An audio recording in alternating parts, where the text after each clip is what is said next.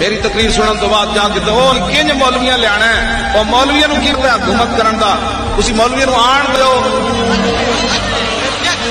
मैं तुहानू सच्ची यह गल कर रहा।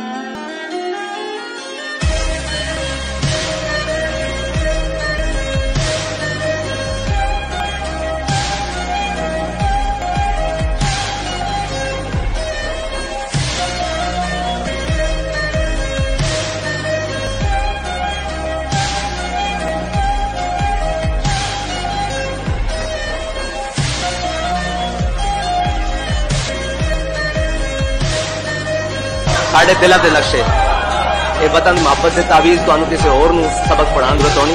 साढ़े तो दिलों के नक्शे पाकिस्तान का मतलब क्या, दस्तूर रियासत क्या होगा।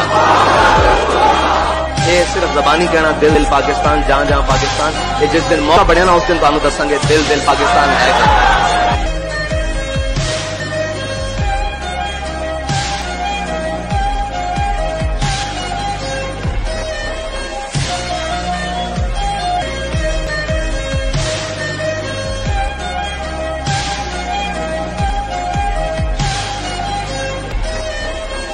मेरी आरज़ू होगी कि मेरे मुखातबीन और इस पैगाम को पूरी दुनिया पे सुनने वाले उन मजबूर बेबस मफलूकुल हाल लोगों की मदद के लिए मैदान अमल में निकलें।